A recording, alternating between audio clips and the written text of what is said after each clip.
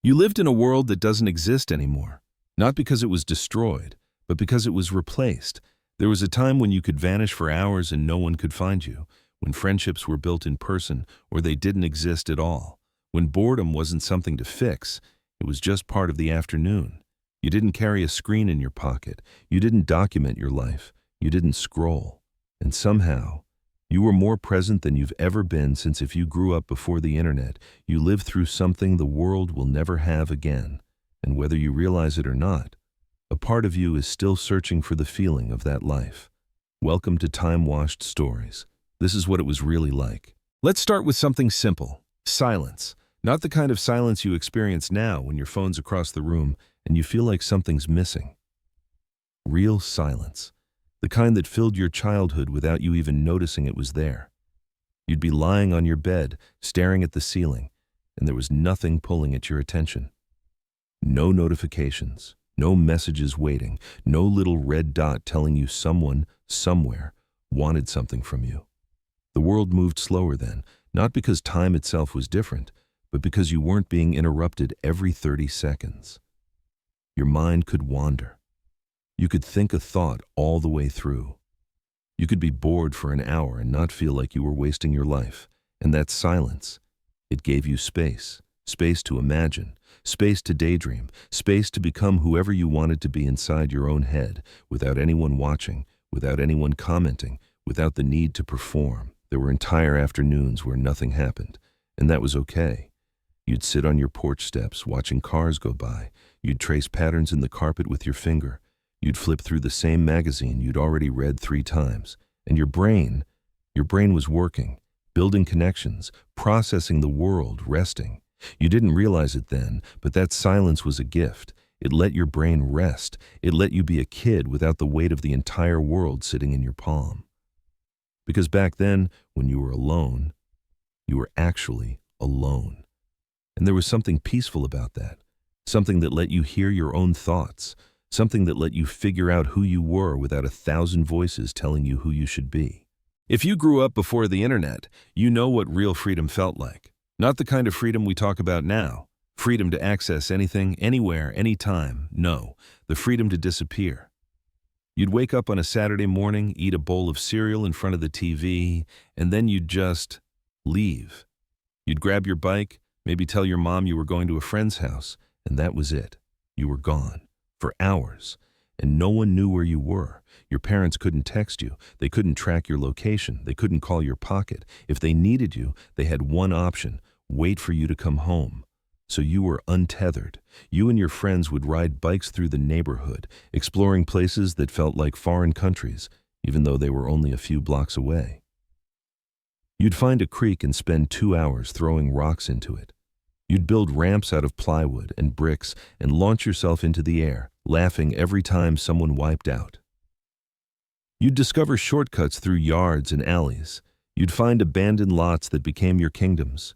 You'd climb trees that were probably too high, jump off things that were probably too dangerous, and no one was there to stop you. There were no cameras recording it. No one was posting about it. It was just happening.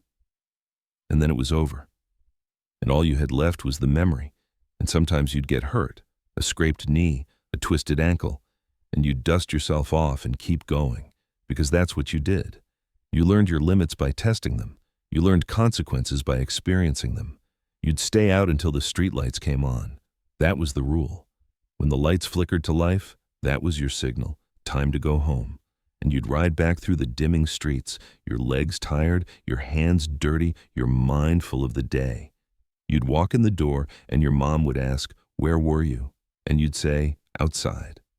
And that was enough. No detailed itinerary, no check-ins, no proof of where you'd been or what you'd done, just trust. Because childhood, back then, wasn't about being monitored. It was about being trusted to figure things out, to get lost and find your way back, to fall and get up, to be bored and create your own adventure. You had freedom. Real freedom, the kind you didn't have to plug in or log into. You just lived it. And that freedom taught you things. It taught you independence. It taught you problem solving. It taught you that you were capable of more than you thought. Friendship was different before the internet. It had to be. Because if you wanted to see your best friend, you had to go to their house. You'd walk or ride your bike to their street, go up to their door, and knock. And you'd wait. Sometimes their mom would answer and say they weren't home. Sometimes they were busy. Sometimes they'd come to the door and say, "Let me ask." And if you were lucky, they'd come outside. There was no texting to confirm plans. No "you up" message. You just showed up. And that meant something. It meant your friendship was built on effort, on presence, on actually being there. You'd spend entire afternoons together doing nothing, sitting on the curb, talking, playing video games on a console that only one of you could use at a time while the other watched riding bikes in circles around the block, building forts out of couch cushions, making up games with rules that didn't make sense but somehow worked. You'd create entire worlds together. Imaginary kingdoms where you were heroes, elaborate storylines with your action figures, games of pretend that lasted for days, picking up right where you left off. And sleepovers. Sleepovers were sacred. You'd pack an overnight bag, bring your favorite movies on VHS, and stay up way too late eating junk food and laughing at things that weren't even that funny. You'd talk about everything. Your crush at school, the rumor you heard, the teacher you hated, the dreams you had. You'd play truth or dare, light as a feather, stiff as a board. Bloody Mary in the bathroom mirror. You'd prank call people, giggling into the phone before hanging up. And those conversations, they stayed between you. There was no record of them, no screenshots, no group chats where someone else could scroll back and read what you said 3 months ago. Your secrets were safe. Your words disappeared into the air the moment you spoke them. Friendship back then was physical. It was real. You couldn't maintain it through a screen. If you wanted to keep a friend, you had to see them. You had to show up. And because of that, your friendships meant more. You knew who your people were because they were the ones who came to your door, the ones who called your house and talked to your parents just to ask if you could hang out, the ones who rode their bike across town just to sit with you. When you had a fight with a friend, you had to face them. You had to work it out in person. You couldn't just block them or ghost them. You'd see them at school, in the neighborhood, at the bus stop. So you learned how to apologize, how to forgive, how to move past things. That's what friendship was. And once you've had that, everything else feels a little bit hollow. You were bored a lot, and that's not a bad thing. People today don't understand boredom the way you did. They've never had to sit through it, because now, the moment boredom creeps in, they pull out their phone. Scroll, watch, swipe. The discomfort gets erased in seconds. But you had to sit with it. You'd be lying on your bedroom floor in the middle of summer, staring at the ceiling, wondering what to do. And there was no answer. No easy escape, no infinite feed of content to numb the feeling. So you got creative. You'd grab some cardboard boxes and turn them into a spaceship. You'd take your action figures and create an entire universe for them, complete with storylines and battles and betrayals. You'd go outside and dig a hole for no reason other than to see how deep you could make it. You'd make potions out of whatever you could find in the kitchen. Food coloring, dish soap, water, mixing them together like you were a mad scientist. You'd put on shows for your family, complete with costumes made from whatever was in the closet. You'd draw. You'd write stories. You'd build things out of Legos for hours, creating cities and vehicles and worlds that existed only in your imagination. Boredom made you resourceful. It made you imaginative. It forced your brain to create something out of nothing. And the thing is, you didn't even realize you were being creative. You were just trying to pass the time. But in doing so, you were building worlds. You were learning how to entertain yourself, how to think, how to exist without constant stimulation. That's a skill most people don't have anymore. Because now, boredom is seen as a problem to solve, something to avoid, something uncomfortable that needs to be fixed immediately. But back then, it was just part of life, and it made you better. It gave you space to think, to wonder, to let your mind wander into places it wouldn't go if it was constantly being fed. Boredom taught you patience. It taught you that not every moment needs to be filled, that sometimes the empty spaces are where the best ideas come from. So yes, you were bored, but that boredom, it made you who you are. Entertainment wasn't on demand, it was scheduled, and that made it special. If you wanted to watch your favorite show, you had to be home at a specific time. You couldn't pause it, you couldn't rewind it. If you missed it, you missed it. Maybe you'd catch the rerun, maybe you wouldn't. Saturday morning cartoons were an event. You'd wake up early, pour yourself a bowl of cereal, and plant yourself in front of the TV for hours. You'd watch whatever was on because you didn't have a choice. And somehow, that made it better. You'd know the lineup by heart, the order of the shows, the commercials that would play, the exact moment when the good cartoons ended and the boring ones began. There was a rhythm to it, a structure. Life had a pace that you couldn't control, and you just moved with it.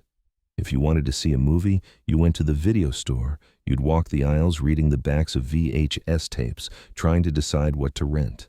You'd bring it home, pop it in the VCR, and watch it. And when it was over, you had to rewind it. Be kind, rewind. And sometimes the tape would get eaten by the VCR, or it would be fuzzy because it had been watched too many times. But you'd watch it anyway. Music was the same way. If you wanted to hear a song, you had to wait for it to come on the radio. You'd sit there with your finger on the record button, hoping the DJ wouldn't talk over the intro. And when you finally got it, you'd make a mixtape. You'd spend hours crafting the perfect sequence of songs, recording them one by one. You'd make mixtapes for your friends, for your crush, for yourself. And each one was unique. A snapshot of who you were in that moment, what you were feeling, what you wanted to say in that mixtape. You'd give it to someone, and they'd listen to it, and they'd know you put time into it, that it meant something. You'd write out the track list on the little paper insert. Maybe decorate it, maybe write a message, because entertainment back then required effort. You couldn't just stream everything instantly. You had to seek it out. You had to wait for it. You had to earn it. And that made it memorable. You remember the movies you rented, the songs you recorded, the shows you watched, because they weren't just background noise, they were experiences. You'd talk about them at school. Did you see that episode last night? And if someone missed it, you'd describe it to them. You'd relive it through storytelling, and you didn't have 1,000 other options pulling at your attention.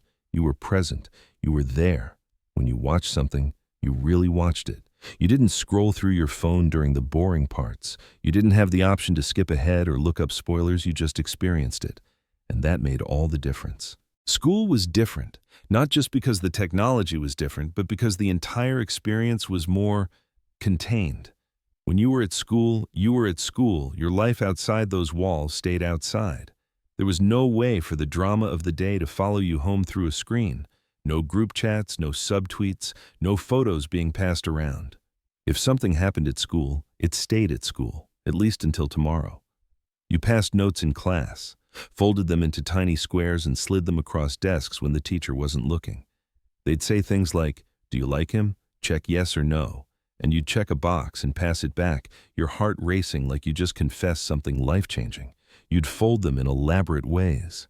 Triangles, squares, little envelopes, and getting caught meant the teacher would read it out loud. So you learned to be careful. You called your friends on the house phone. You'd have to ask for them. "Hi, Mrs. Johnson, is Sarah there?" And sometimes her mom would say no, and you'd just have to wait. Wait until tomorrow. Wait until you saw them at school. And if you were on the phone too long, someone else in the house would pick up the other line and tell you to get off. Or you'd hear the dial-up internet trying to connect and you'd have to hang up. Book fairs were magical. You'd walk into the library and it would be transformed into a wonderland of books and posters and those pencils that smelled like fruit. You'd beg your parents for money, and you'd come home with a stack of books you probably wouldn't read but wanted anyway. Goosebumps, Animorphs, the Babysitter's Club. You'd collect them, trade them with friends. And the overhead projector, that blue-tinted light, the hum of the machine. The teacher writing on a transparent sheet with a squeaky marker while you copied notes into your spiral notebook. You'd watch the dust particles floating in the beam of light. Everything was analog. Everything was physical. You had textbooks you carried home in your backpack. You had folders and binders and pencil cases. You had a locker that you decorated with magazine cutouts and pictures of your friends. You'd rip pages out of Teen Beat and Tiger Beat. You'd hang up posters of your favorite bands. And when the bell rang at the end of the day, you left. You went home. And school was over. There was a separation, a boundary. Your life had sections. Homework was something you did at home with a pencil and paper. If you needed to research something, you went to the library. You used encyclopedias. You actually read books. You couldn't just Google the answers, you had to work for it. And that made it easier to breathe, because when you left school, you were free. You didn't have to think about what was being said about you online. You didn't have to worry about missing out on something happening in a group chat. You were just done for the day. Dinner was sacred, not because anyone said it was, but because there was nothing else competing for your attention. You'd sit down at the table with your family, and you'd eat, and you'd talk. About your day. About nothing. About everything. There were no phones to check, no screens glowing in the background, just people, just conversation, just presence. Your dad would tell the same stories he always told. Your mom would ask about homework. Your siblings would kick you under the table, and it was annoying sometimes, but it was real. You'd help set the table, clear the dishes, and you'd complain about it. But looking back, those were the moments. Those were the times when your family was together. And movie nights were an event. You'd go to the video store as a family, debate which movie to rent, and bring it home. You'd make popcorn, turn off the lights, sit together on the couch, and you'd watch, all of you, at the same time. Sometimes you'd watch movies you'd already seen a dozen times because you didn't have unlimited options, and you'd quote the lines along with the characters. You'd laugh at the same jokes. You'd lean into each other during the scary parts. No one was scrolling.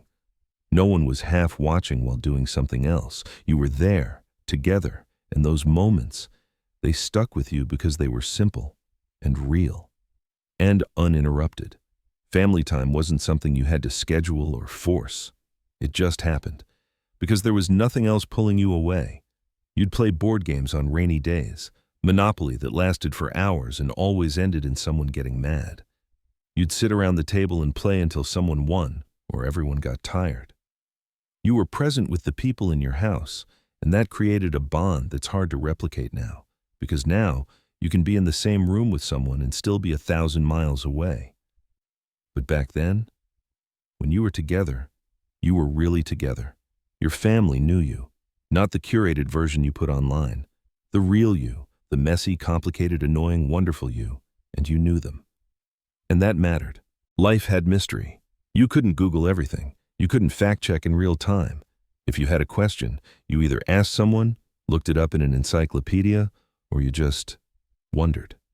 And sometimes, wondering was enough.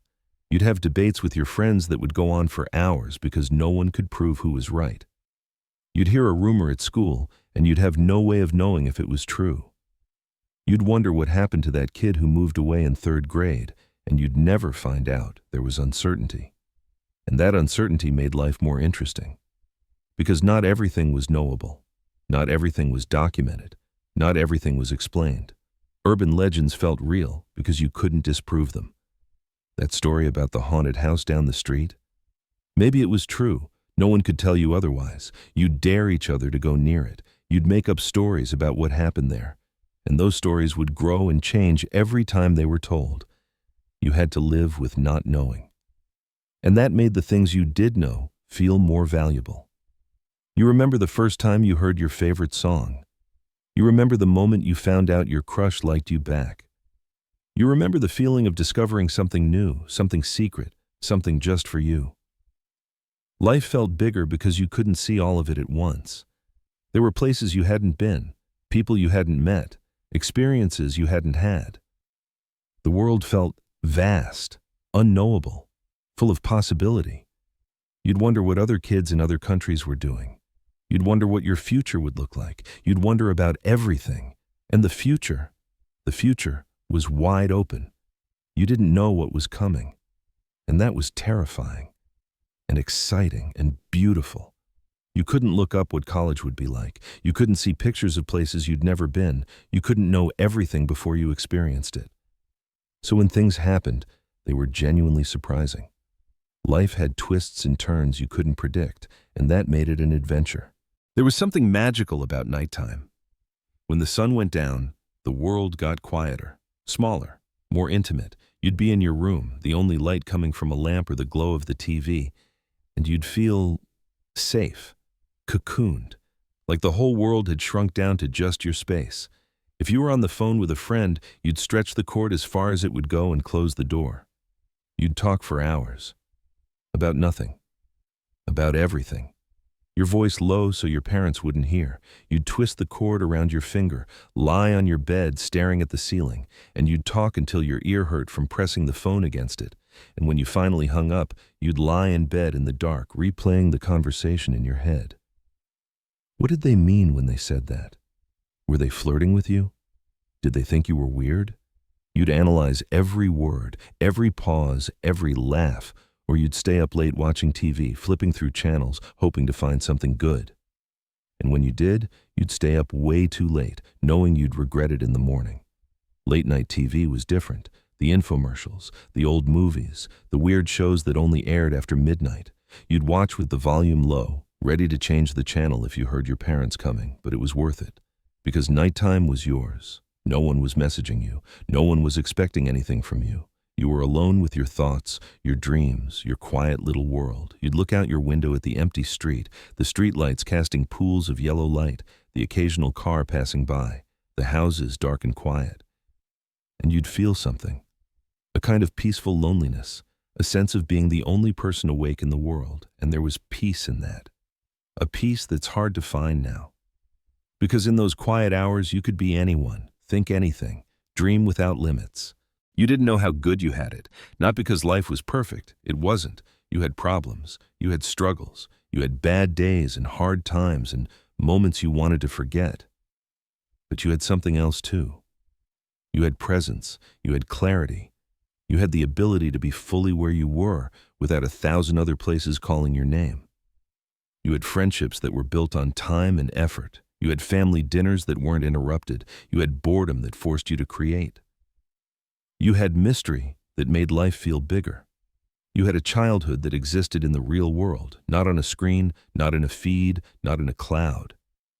You had memories that live only in your mind, moments that can't be scrolled back to, conversations that disappeared the second they were spoken. And maybe that's what makes them so precious. Because they were fleeting. They were real. They were yours. No one else experienced them exactly the way you did. No one else has your memories. They exist only in your mind, in your heart, in the way you remember feeling. You grew up in a world that doesn't exist anymore, a world that won't come back, and whether you realize it or not, a part of you is still homesick for it. Not because it was better in every way, but because it was different, because it was slower, because it gave you space to be human, space to make mistakes without them being documented forever. Space to figure out who you were without the pressure of an audience. Space to be awkward and messy and uncertain without everyone watching. You had the freedom to reinvent yourself, to try on different identities, to change your mind about who you wanted to be. Because nothing was permanent, nothing was recorded, nothing followed you forever. You could leave a bad day at school behind. You could start fresh every morning. You were allowed to be complicated, to be inconsistent, to grow and change without a digital trail of who you used to be haunting you. And now that it's gone, you can feel the absence.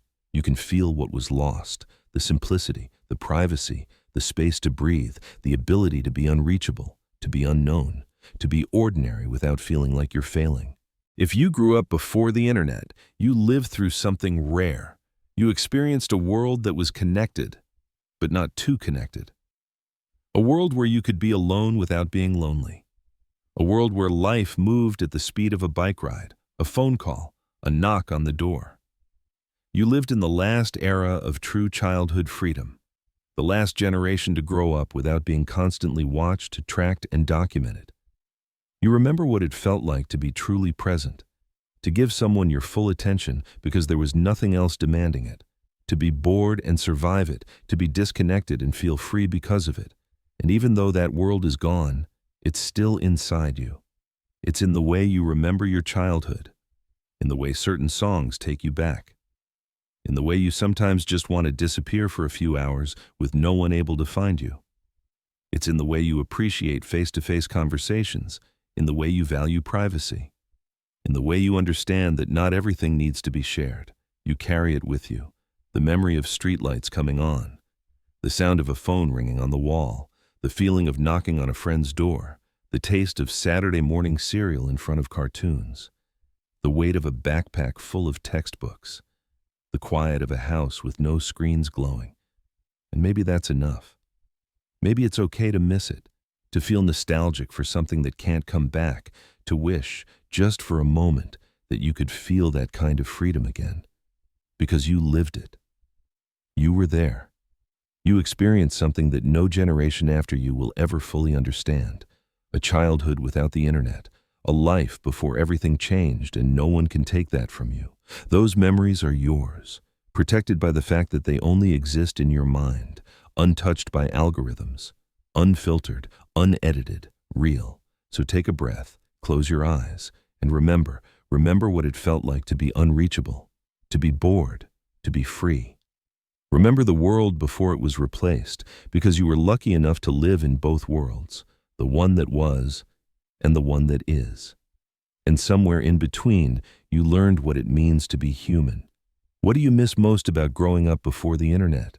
Leave a comment below. We'd love to hear your stories, your memories, the moments that shaped you. Thank you for watching Time Wash Stories. Until next time.